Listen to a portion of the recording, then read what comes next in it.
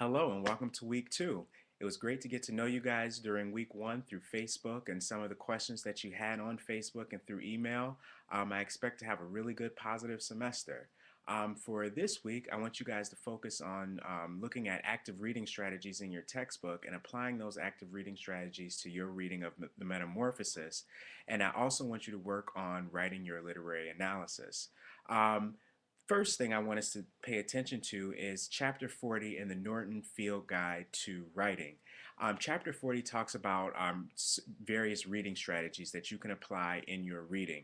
The first heading that they discuss discusses reading strategically. One of the things that you have to do as an active reader is create some sort of strategy to your reading, and they talk about all different strategies as far as previewing the text, annotating. I'm going to have you do a couple of annotating exercises in relationship to the Metamorphosis this week. But when we think about annotating, we want to think about taking notes, highlighting things, writing things in the margin, anything that sticks out to you, anything that you don't understand about what you're reading. One way to do is to annotate, highlight important things, highlight things that stick out to you. Another thing that they discuss that we'll get into a little bit more detail when we write our annotated bibliography and our final research paper is playing the believing and doubting game. You don't really have to pay too much close attention to that for this week. We'll reference that next week when we start working on our research papers. But one of the things I want you to pay particular attention to is on page 356 and 357 of your book.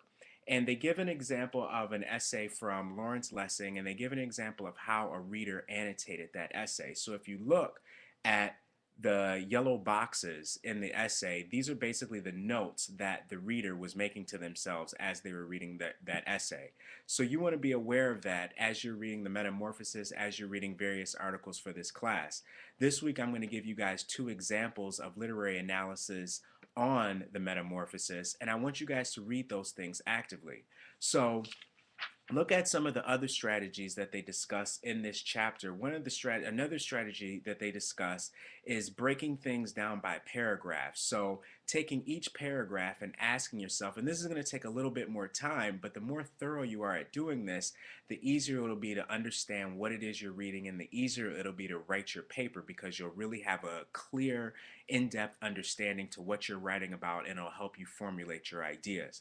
But on page 358 and 359, they discuss how you can break down each paragraph and ask yourself basically what is being said. So this is actually what's happening, this is what the author is saying, and then asking yourself, what does it mean about that same paragraph? And they break that up. They give you examples on page 358 and 359 of that. Like I said before, that's a little bit more time consuming, but it really, really pays off in the long run when it comes to understanding what you're reading, and that will absolutely understanding what you read will absolutely improve your writing and make the actual writing easier.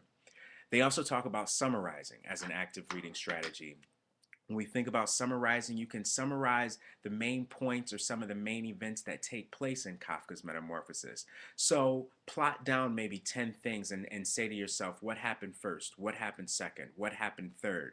And then you can start asking yourself questions about those events, how they might relate to the larger plot or how they might relate to the larger theme of the story.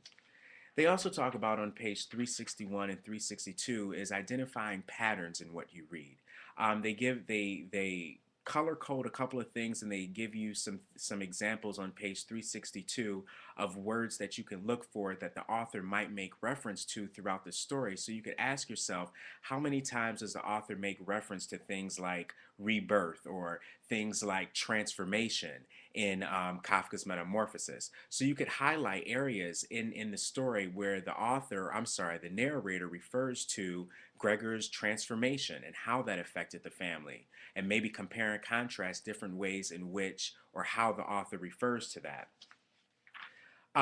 They also talk about analyzing arguments. So I'm going to have you guys answer a couple of questions about the literary analyses or the sample literary analyses about the Metamorphosis. And I'm going to have you guys analyze the arguments of those 2 essays. So they give us some examples of how to analyze argument on page 364. And then on page 365 is this idea about considering the larger context. Now, in the second YouTube clip that I make for you guys, I'm going to talk a little bit more about this idea of the larger context and how that relates to the metamorphosis. So I'm going to talk about a couple of things like existentialism and modernism and how that relates to Kafka's society. And I'm also going to post some clips on existentialism and modernism on Facebook. So be aware of that this week. Check Facebook often. I'll post your assignments for your I'll make sure to post the assignments that you earn credit for Facebook, but I'm also going to post some supplementary material in relationship to the metamorphosis and more things about writing literary analysis, along with this idea of existentialism and modernism and how that relates to the short story that we're reading. One of the things I want you guys to be aware of is that this week I will have limited access to my computer one day out of the week, which will be Wednesday, because I will be in Ann Arbor all day for a doctor's appointment. Thursday, I will be leaving for out of town. I'll be going out of town Thursday, and I'll be back on early Monday morning. This should not affect you at all. This shouldn't affect any due dates or anything in regards to writing the paper, but I just want you guys to be aware of that I'll be out of town, and it might affect me responding to you right away. So you want to give me just a little bit more time to respond to you. When I'm out of town, I will have access to my computer, so I will be constantly checking your emails as much as possible. And again, if you have any questions, please let me know. So good luck, happy reading, and I will see you guys in cyberspace.